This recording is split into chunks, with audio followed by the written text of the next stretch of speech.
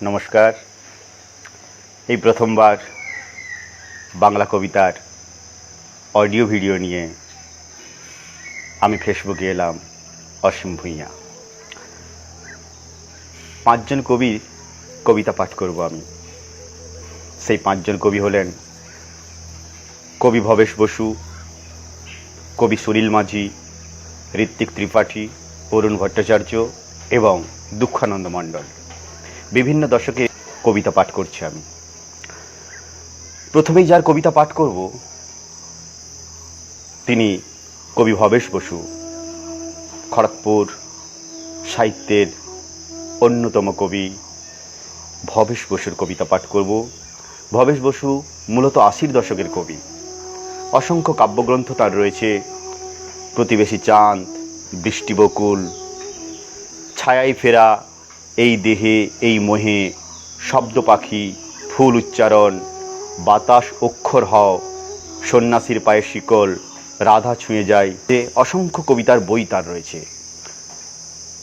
অনেক কাব্য সংকলন তিনি করেছেন। সেই ভবেশ বসুর কবিতা। প্রথম কবিতা, মাছ রক্ত। আমার চোখ ফাটে কখনো হাসি আসে, সমুদ্র এই পাড়েই ফুঁসে আছে মাত্র, শরীর বেষ্টনীতেই নারী মরে গেল, মন মাঝে অবধি গড়ায়নি। অনেকেই সাহস বুঝতে তীর থেকে স্নানে শঙ্খের মতো বালিতে চাপা পড়ে। এই খবর সকলকে পৌঁছে দিতে হবে। বাঘের শরীরেও ভয় আছে, এক লাফে ধীবরকে তুলে ঠিকই, তাকেও গাছের আড়ালে থাকতে হয়। লাঠি দেখলে এক গাছ ছেড়ে অন্য গাছে পালায়, কলস্রোত পেরিয়ে গেলেই সাহস তোমার। সমুদ্রের মাছ রক্ত স্থির, হাতের বেষ্টনী ভেঙে নারী তুমি বধ করতে পারো এই রুদ্র রূপ। অসাধারণ কবিতা। বাঘের শরীরেও ভয় আছে, অর্থাৎ আমরা জানি বাঘ খুব শক্তিশালী, সাহসী, হিংস্র প্রাণী। কিন্তু যতই শক্তিশালী হোক না কেন, খাদ্য সংগ্রহের জন্য সে কেবলমাত্র শিকারীর ভূমিকা পালন করে এবং ভীতু শিকারী। বাঘের শরীরেও ভয় আছে, তাই তাকে গাছের আড়ালে লুকিয়ে থাকতে হয়। বাঘের যদি সে অর্থে সাহস থাকতো তাহলে তো সরাসরি হরিণ শিকার করতে পারত। ওত পেতে গাছের আড়ালে কেন বসে থাকতো? তার মানে আমাদের সমাজে যা কিছু মনে হয় ভয়ঙ্কর রুদ্ররূপ, তার ভেতরে একটি দুর্বলতা আছে। আর সেই দুর্বলতা খুঁজে বের করে সেখানে আঘাত করতে পারলেই সব ভেঙে চৌচির হয়ে যাবে। অর্থাৎ ভয়কে জয় করার কি অসাধারণ ব্যঞ্জনা কাব্যে ফোটালেন কবি ভবেশ বসু। তারপরে বলেছেন, কলস্রোত পেরিয়ে গেলেই সাহস তোমার, সমুদ্রের মাঝ রক্ত স্থির। অবশ্যই ঢেউয়ের উচ্ছ্বাস তো একদিকে, সমুদ্র ঢেউয়ের উচ্ছ্বাস তার তীরেই, তার পাড়েই, অন্য পাড়ে নেই। আর মাঝ সমুদ্র তো স্থির জল, অর্থাৎ বাধা ঘাত প্রতিঘাতের পথটা অতিক্রম করতে পারলেই এক সমান্তরাল রেখা দেখতে পাবো। আর যার গভীরতা যত কম তার উচ্ছ্বাস ততই বেশি। সমুদ্রের তীরে, সমুদ্রের পাড়ে, সমুদ্রের ঢেউয়ের যে উচ্ছ্বাস, মাঝ সমুদ্রে সেই উচ্ছ্বাস নেই। তার কারণ মাঝ সমুদ্রের গভীরতা অনেক বেশি। তাই যে যত গভীর সে তত সৃষ্টিশীল, যে যত গভীর সে তত চিন্তাশীল। সন্ন্যাস কেবলমাত্র তার জন্যই অপেক্ষা করে থাকে। এই সন্ন্যাস সামাজিক সংসার ধর্মের মধ্যে থেকেও সন্ন্যাস। অদ্ভুত দার্শনিক দিক তুলে ধরেছেন কবি ভবেশ বসু। অসংখ্য ধন্যবাদ, অসংখ্য ধন্যবাদ আপনাকে। আপনার লেখনী অক্ষয় হোক। আপনার পরের কবিতা, বন্যা। নদী তুমি কার বাড়ি যাবে? এত ঘৃণা সাপের মতো উঠে নামে। এই যে ফেনা, সবই বমি করা খাবার। শান্ত হয়ে বসো না, বলি দুদণ্ড কথা। নদী প্রথম জীবনে কিশোরী, দ্বিতীয় জীবনে নারী, তৃতীয় তপস্বীর মতো জননী। কারা যেন ধড় ফেলে গেছে স্রোতে, চিৎকার করে বলে আমি সভাধার নই। ক্রোধ ভস্ম হলেই ছাই থাকে, মাটি চাপা দিয়ে রাখা যায় না। খোঁজে বাঁধ, বাঁধ ভাঙে, ঘর ভাঙে নদী। কাটামুন্ডু কোথায়? সারাক্ষণ ডেকে যায় বাছা বুক খুলেছি আয়। জীবনের সঙ্গে নদীকে একাত্ম করেছেন এই কবিতায়। নদী প্রথম জীবনে কিশোরী, অবশ্যই কিশোরীর মধ্যে অনেক বেশি উচ্ছ্বাস থাকে, অনেক আবেগ থাকে। আর নদী তার প্রথম জীবনে, অর্থাৎ নদী তার উচ্চ গতিতে পর্বত থেকে যখন প্রবাহিত হয় তার মধ্যে অনেক উচ্ছ্বাস থাকে, অনেক আবেগ থাকে। নদী তার মধ্য গতিতে আবেগ একটু কমিয়ে ফেলে। নারী তখন যৌবন প্রাপ্ত, যৌবনে টলমল করে সে, অনেক সময় সমস্ত কিছু ভাসিয়ে দেয়, বন্যা নিয়ে আসে নারী। তাই দ্বিতীয় জীবনে নদীর মধ্য গতির মতো, আর তৃতীয় জীবনে নদীর তৃতীয় গতিতে অর্থাৎ নিম্ন গতিতে মোহনায় এসে মিলিত হয়। আবেগ উচ্ছ্বাস কমে যায়, মাতৃত্ব জেগে ওঠে। সাগর সঙ্গমেই তো নদীর সার্থকতা। নারী তখন মাতৃত্বে পৌঁছে যায়, স্থির হয়ে যায়, ধ্যান গম্ভীর, সমস্ত কিছু আশ্রয়ের নামান্তর তখন মা নারী। অদ্ভুত অদ্ভুত অবস্থা, অদ্ভুতভাবে আপনি নারীর সঙ্গে নদীকে মিলিয়ে একাত্ম করে দিয়েছেন। আপনাকে অনেক অনেক ধন্যবাদ। আপনার লেখনী তো অমর। ভবিষ্যতে বাংলা কাব্যের পাঠকেরা আপনার কাছ থেকে আরও আরও অনেক সুন্দর সুন্দর কবিতা আশা করি। ধন্যবাদ। এবার কবি সুনীল মাঝি। কবি সুনীল মাঝি, আমরা তাকে বলি তিনিও এক সৈনিক কবি। জীবনের প্রথম 20 বছর ভারতীয় সৈন্যবাহিনীতে তিনি কর্মরত। অবসর নেয়ার পর তার মূলত কাব্যচর্চা। 80-র দশক থেকে তার হৃদয়ের অন্তঃস্রোতে ফল্গু নদীর মতো কবিতার আবহ প্রবাহিত হতে থাকলেও তার লেখনী প্রকাশের মাধ্যমে আসে মূলত শূন্য দশকে। এবং তারপরেই ফল্গু নদী নয়, সমুদ্র উচ্ছ্বাসের মতো, স্রোতের মতো তারপরেই ভয়ঙ্কর স্রোতের মতো প্রবাহিত হয়ে চলেছে তার লেখনী। একে একে তার লেখনী থেকে প্রসব হয়েছে অসংখ্য কাব্যগ্রন্থ। রাত্রি সমুদ্রে বেহালার আঁচড়, বসন্ত বাউরির গান, পটকথা উত্তরণ, রাগচিত্তের মানচিত্র, প্রহরের পালাগান, নারীপোতা ভুবন, অনিকেত এবং রাত্রিরা, খামদলিলের গন্ধ, ভাতফুল ভাত গন্ধ, কালো বণিকের পিরামিড, নির্বাচিত কবিতা, ফুল, বাঞ্জারার তৃষ্ণা, নদী তীর্থ, আলো এবং দাহ পর্ব, জন্ম ছায়া, আর কত নাম বলি। বাংলা কাব্য সাহিত্যে তথা খড়গপুর এবং মেদিনীপুর সাহিত্যের অন্যতম প্রতিনিধি স্থানীয় সৈনিক কবি সুনীল মাঝির প্রথম কবিতা বন্দুক। আমার ভারতবর্ষের কালো কালো পাগুলো কাকের ঠ্যাং, বকের ঠ্যাং, ভূত ভূত চেহারার শেওড়া গাছ, ডুমুর ফুলের শিক্ষা ব্যবস্থা। বছর বছর ভোট দেওয়ার পরও, নামতা পড়ার মতো স্লোগান দেওয়ার পরও এলো খুঁড়ো গেল খুঁড়ো। কি যে বলি, লজ্জা করে। আমার মূত্রনালী থেকে পাথর ফেলতে পারেনি স্বাস্থ্য বিভাগ। সোম থেকে শুক্র সরকার ঠিকাদার, এত বিদ্যুৎ, এত জল সরবরাহের পরও এত যে শব্দ শুনি, অর্ডার অর্ডার। হায় হায়, গঙ্গা আর বইতে পারে না ময়লা।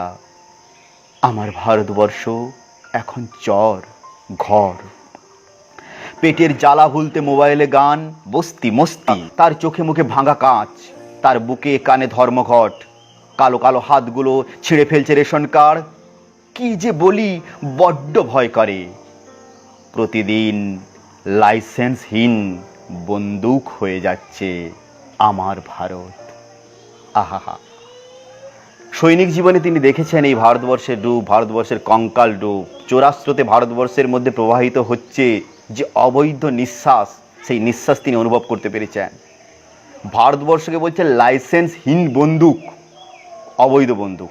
রাখার নিয়ম নেই যে বন্দুক, ব্যবহার করার যোগ্যতা নেই যে বন্দুকের, সেই ভারতবর্ষ সে অবৈধ বন্দুকে পরিণত হয়েছে।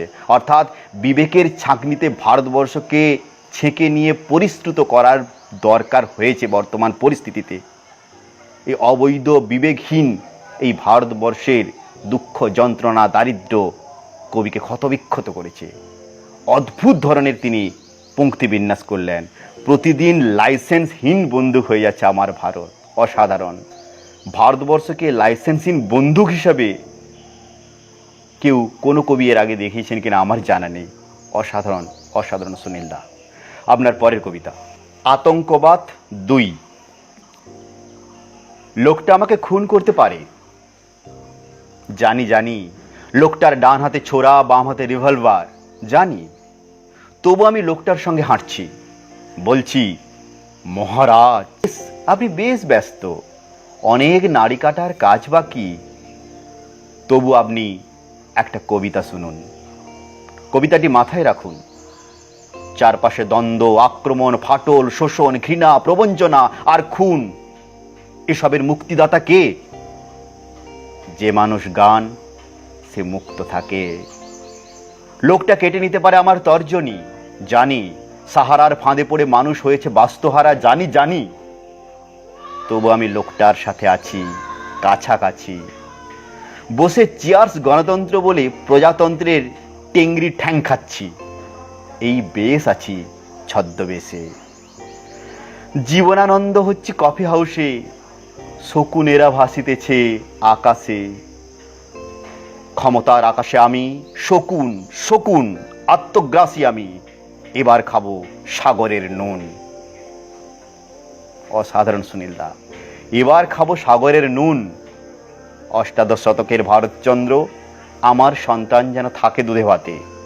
একবিংশ শতকের জয় গোস্বামী, আমাদের শুকনো ভাতে লবণের ব্যবস্থা হোক। আর একবিংশ শতকের শূন্য দশকে সুনীল মাঝি, আত্মগ্রাসী আমি, এবার খাবো সাগরের নুন। দুধ ভাতের ব্যবস্থা হয়নি অষ্টাদশ শতক থেকে ভারতবর্ষের বুকে।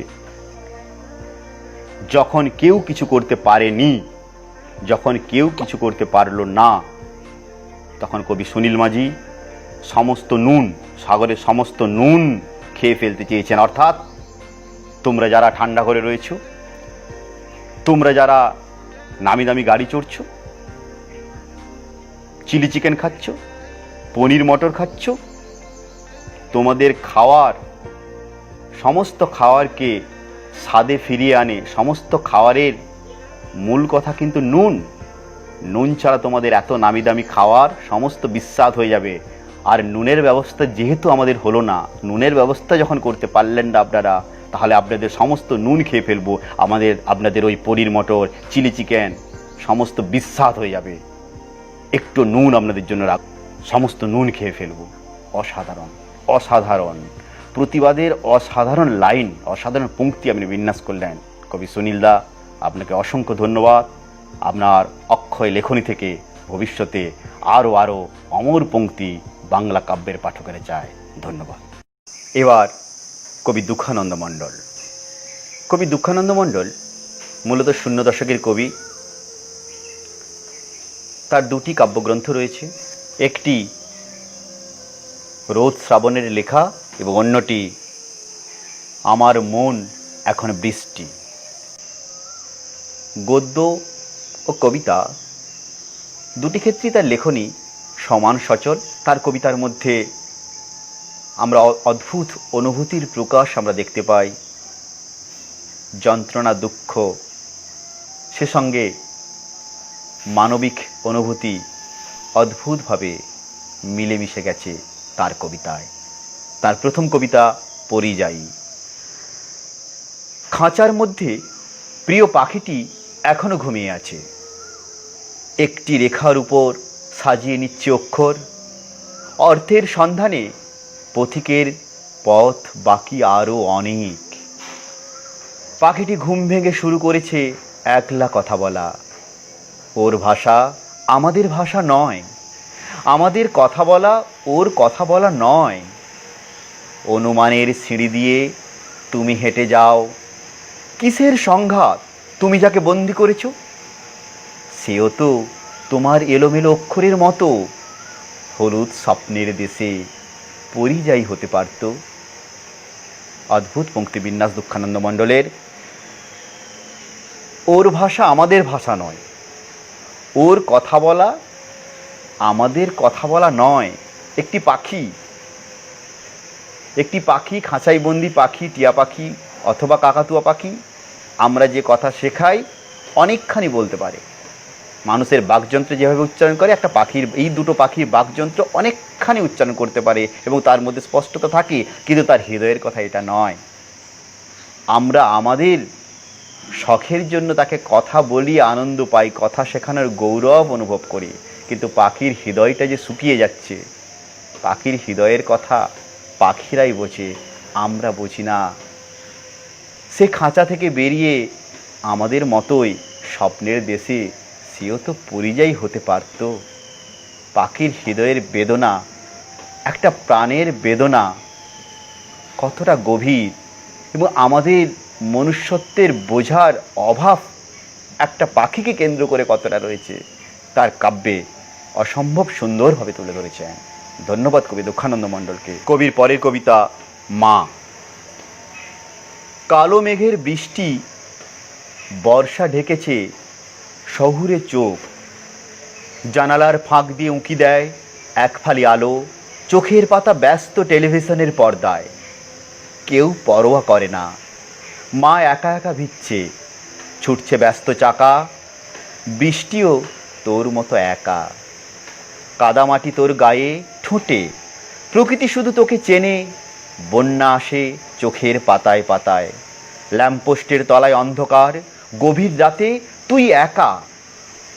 বৃষ্টি ভিজিয়ে দিচ্ছে বর্ষার শরীর, গোপন অন্ধকারে পরকীয়া ঠোঁটে ঠোঁট। বৃষ্টি ভিজে, বর্ষা ভিজে, মা ভিজছে অজানা শহরে। অর্থাৎ মা ভিজছে অজানা শহরে। এই মাতৃত্ব, দেশ ও মাতৃত্বের সঙ্গে একাত্ম হয়ে গেছে তার কবিতায়। বড় নিঃসঙ্গ এই ভারত জননী। কবি মায়ের প্রতীকে, মায়ের ব্যঞ্জনায় ভারতবর্ষের একাকিত্বের গল্প কাব্যের মধ্য দিয়ে আমাদের শুনিয়ে দিলেন। অসাধারণ দুঃখানন্দদা, আপনি ভালো থাকুন, সুস্থ থাকুন, আপনার লেখনী দীর্ঘজীবী হোক। এবার কবি ঋত্বিক ত্রিপাঠী, মেদিনীপুর তথা সমগ্র বাংলা কাব্য সাহিত্যের একটি অন্যতম নাম। জলদর্চি নামে বিখ্যাত তার পত্রিকা 25 বছরের ওপরেও নিয়মিত প্রকাশিত হচ্ছে। বর্তমানে পত্রিকাটি ওয়েব ম্যাগাজিনে এসে পূর্ণতা পেয়েছে। মেদিনীপুরের বুকে তাকে আমরা আরেক পদাতিক কবি বলি। না, কাব্যগ্রন্থ রচনার জন্য নয়, পায়ে হেঁটে গোটা মেদিনীপুর শহর কাঁধে ব্যাগ নিয়ে তিনি পরিভ্রমণ করেন। এই সুদর্শন কবি ঋত্বিক ত্রিপাঠীর প্রথম কবিতা সংজ্ঞার বিপরীতে। আমরা শিখে গেছি আজ দেখেও না দেখার ভান, কি রূপ, কি অহং, কি রাগ, অপরূপ অভিমান। দেওয়াল গড়েনি সহজেই নিজেদের চেনায় শত্রুরা, রহস্যে মোড়া ঢের কঠিন কাছের বন্ধুরা। আগুনে আগুন দিতেই শিখেছি আমরা, যেমন ক্ষমা সুন্দর ছাই অনন্ত হাওয়ায় উড়ছে তেমন। উড়তে উড়তে নীল বাতাসে আকাশ ভঙ্গুর, আকর্ষণী শুষে নিচ্ছে জল, শুকিয়ে শেকড় অঙ্কুর। চেয়েছি বলেই দেশ, নইলে একটাই পৃথিবী হয়। সুখ দুঃখের সমূহ ঐশ্বর্য একার কারুরই নয়। কে করবে সংজ্ঞা নির্ণয়, ভালো কি মন্দ বলো, সময়ই বলবে, বলা মাত্রই ইতিহাস ভুল হলো। ঋত্বিকদা, আপনি কি পংক্তি বিন্যাস করেছেন জানেন? চেয়েছি বলেই দেশ, নইলে একটাই পৃথিবী হয়। অনবদ্য লাইন, অনবদ্য পংক্তি বিন্যাস আপনি করলেন। যুগে যুগে আমরা দেখে এসেছি, সেই গোষ্ঠী প্রথার সময় থেকেই আমরা স্বৈরতন্ত্রের শিকার। সমাজতন্ত্রের মুখোশের অন্তরালেও স্বৈরতন্ত্রের শিকার, গণতন্ত্রের আড়ালেও স্বৈরতন্ত্রেরই শিকার। অর্থাৎ আমরা মুখে সমাজতন্ত্রের কথা বলি, গণতন্ত্রের কথা বলি, কিন্তু প্রকারান্তরে আমরা স্বৈরতন্ত্রকে স্বীকার করে নিয়েছি। তাই তো এই পৃথিবী বিভাজিত হয়ে গেল অসংখ্য দেশে। অর্থাৎ এই বিভাজন আমাদের হৃদয়ের বিভাজন, বিবেকের বিভাজন, মনুষ্যত্বের বিভাজন। বিবেকের, মনুষ্যত্বের বিভাজন যদি না হতো, তাহলে দেশ ভাগ হতো না। একটাই পৃথিবী থাকতো, একটাই হৃদয় থাকতো, একটাই ধর্ম থাকতো, মানব ধর্ম, মনুষ্যত্বের ধর্ম। আমরা জানি তিনি কোনো ধর্মে বিশ্বাস করেন না। এই নাস্তিক কবি ঋত্বিক ত্রিপাঠী যে মানব ধর্মে বিশ্বাস করে, সেই মানব ধর্মের প্রকাশ কি অসম্ভব, কি সুন্দরভাবে তিনি তুলে ধরলেন। অসংখ্য ধন্যবাদ। আপনার পরের কবিতা, সহজ কবিতার 5 সংখ্যক কবিতা এটি। শ্মশানে যাইনি কখনো আমি, আশ্রমেও না, অথচ শ্মশান ও আশ্রম উভয়েই 3 অক্ষর, 3 ভুবন, বৃত্ত, কেন্দ্র ও পরিধি। এই হলো 3 ভুবনের আসল ব্যাকরণ। অবশ্য ব্যাকরণের কথা ভুলে গেলে তবেই লেখা যায় সহজ কবিতা। আহা, কবিতা পাঠকের কাছে যত বেশি দুর্বোধ্য হয়ে যায়, পাঠকের কাছ থেকে কবিতা তত বেশি বিচ্ছিন্ন হতে শুরু করে। নাস্তিক কবি ঋত্বিক শ্মশানে যান না, শ্মশানে শান্তি, পবিত্র শ্মশান এসবে বিশ্বাস তিনি করেন না, আশ্রমেও যান না। কত আশ্রম, সমস্ত আশ্রম ধর্মের পৃষ্ঠপোষকতা করে। কোনো আশ্রমে কোনো গুরু বা ঈশ্বরের নাম ছাড়া কোথাও লেখা থাকে না এখানে মানব ধর্মের চর্চা হয়, এখানে মানবের পূজা হয়। এই আশ্রম মানব ধর্মের আশ্রম নেই, কোথাও লেখা থাকে না। তাই কবি ঋত্বিক আশ্রমেও যান না। আর এই বৃত্ত, কেন্দ্র, পরিধির জটিল আবর্তে ঘুরতে ঘুরতে, এই জটিল ব্যাকরণে থাকতে থাকতে তিনি জীবন থেকে বেরিয়ে আসতে চান সহজ কবিতার মধ্য দিয়ে। সহজ কবিতা এবং সহজ জীবনকে মানব ধর্মের সঙ্গে একাত্ম করে প্রবাহিত করে দিতে চান। বাংলা কাব্য সাহিত্য, বাংলা মানব ধর্ম দুই মিলেমিশে একাকার হয়ে যায় তার কবিতায়। অসংখ্য ধন্যবাদ। আপনার অক্ষয় লেখনী থেকে বাংলা কাব্যের পাঠকেরা আরও অনেক অমর পংক্তি আশা করে। ধন্যবাদ। আজকের শেষ কবি অরুণ ভট্টাচার্য। নারায়ণগড়ের স্বনামধন্য কবি অরুণ ভট্টাচার্য মূলত 90 এবং 00 দশকেই তার লেখালেখির সূত্রপাত। যদিও কবিতার বই প্রকাশিত হয়েছে প্রথম দশকের শুরুতে এবং প্রথম দশকের মাঝামাঝি সময়ে। তার কবিতায় হৃদয়ের ভাঙা গড়া রয়েছে, দেশ বিভাজনের যন্ত্রণা রয়েছে, বিবেকের দংশনে কিভাবে ক্ষতবিক্ষত হয় মানুষের হৃদয়, তার অদ্ভুত আলেখ্য রচনা করেছেন তার কাব্যগ্রন্থে, তার কবিতায়। তার প্রথম কবিতা বিচ্ছেদ। মন তো ভেঙেছে কবে, যেদিন ভেঙেছে দেশ, ভেঙে গেছে মেরুদণ্ড, শূন্য আবেশ। পায়ে পায়ে মেঠো পথ, অলিগলি দুর্গম, রক্ত শপথ। সে শপথ প্রতিশোধ, রক্তছাপ প্রতিটি উঠোনে, মন ভাঙা মাপ।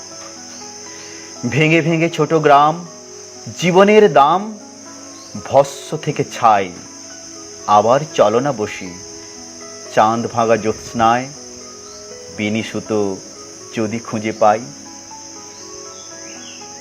কি অসাধারণ পংক্তিবিন্যাস!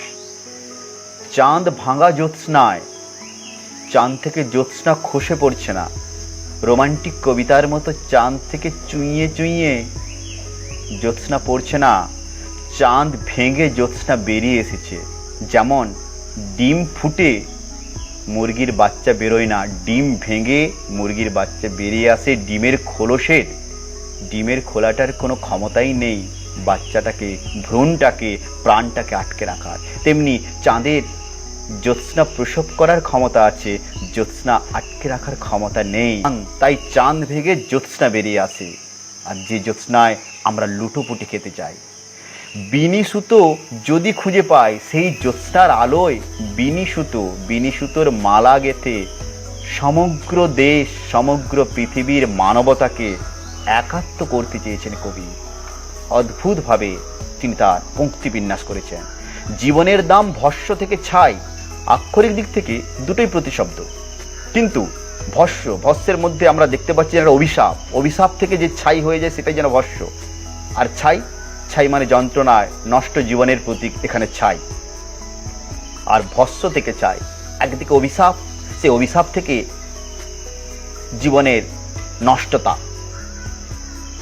এই অভিশাপ এবং যন্ত্রণায় এই জীবন ক্ষতবিক্ষত, দগ্ধ, তাই ভস্ম থেকে চাই।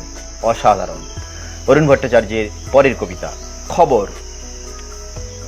ডাল পোস্তয় পোকা লাগা দিন, রিমঝিম ঝিমঝিম, বসে আছি লাল হলুদ মিশে যাওয়া লঙ্কা শুকোতে দেওয়া দুপুরে বারান্দার কোণে। একা তো একাই খবরের কাগজ, এখানে ওখানে শুধু নয়, আমার উঠোন দিয়েও ভেসে যাচ্ছে কত নোনা জল। আঙুল তুলিনি কখনো হারাবার ভয়ে, শুকনো লঙ্কাটুকু আর যা আছে সম্বল। আহাহা, অসাধারণ লাইন। শুকনো লঙ্কাটুকু আর যা আছে সম্বল। নুনের কথা তো শুনলাম, দুধ ভাতের গল্প আগের কবিতাগুলি শুনে নিয়েছি, কিন্তু লঙ্কা? ঠান্ডা ঘরে বসে বিরিয়ানি চিলি খেলে নুনের স্বাদ বোঝা যায়, কিন্তু লঙ্কার স্বাদ বোঝা যায় না। কবি অরুণ ভট্টাচার্য যে প্রত্যন্ত এলাকায় জন্মেছেন, যে জঙ্গল এলাকার মধ্যে তিনি রয়েছেন, নারায়ণগড়ের অদূরে যে জঙ্গল রয়েছে, সেই জঙ্গলে আমারও ঘোরার সৌভাগ্য হয়েছে, যন্ত্রণার সাক্ষী হতে পেরেছি সেখানে। শুধু নুন নয়, প্রত্যন্ত দরিদ্র মানুষেরা যখন অল্প একটু চাল ভাজা বা মুড়ি খায়, তখন শুকনো লঙ্কাটা নুনে ছুঁয়ে মুখে নিয়ে নেয়। এটাই তার খাদ্যের অন্যতম উপকরণ, কেউ কল্পনাও করতে পারবে না। সেই লঙ্কাটুকু দরকার। নুনের সঙ্গে ওই একটু লঙ্কা হলেই এই জীবনটা উতরে যায়। আঙুল তুলিনি কখনো হারাবার ভয়ে, আঙুল তুলে প্রতিবাদ করতে চাইনি, চেয়েছিলাম বহুবার প্রতিবাদ করতে, তাতে শেষ সম্বল লঙ্কাটুকু আমার কেড়ে নেওয়া হয়েছে। তাই এখন প্রতিবাদ করতেও ভয় পাই, প্রতিবাদ করতে পারি না। এই লঙ্কাটুকু নিয়ে বেঁচে থাকতে চাই শেষ দিন পর্যন্ত। অসাধারণ। প্রতিবাদ না করতে পারার যন্ত্রণা কিভাবে কবি অরুণ ভট্টাচার্যের বিবেককে দংশিত করেছে, তার অসাধারণ পংক্তি বিন্যাস করলেন তার কবিতায়। অসংখ্য ধন্যবাদ। আপনার লেখনী দীর্ঘজীবী হোক। আপনার লেখনী থেকে আরও অসংখ্য অমর পংক্তি বাংলা কাব্যের পাঠকেরা শুনতে চায়। অনেক অনেক ধন্যবাদ সবাইকে। অসংখ্য ধন্যবাদ। আমি কবি নই, আবৃত্তি শিল্পীও নই, শুধু ভালো লাগার কবিতাগুলোই আজকে পাঠ করলাম। যদি সত্যি আপনাদের ভালো লেগে থাকে, তাহলে নিশ্চয়ই আবার আরও 5 জনের বাংলা কবিতা নিয়ে, বাংলা কবিতার অডিও ভিডিও নিয়ে আবার ফেসবুকে আসবো নিশ্চয়ই। ধন্যবাদ, ভালো থাকবেন।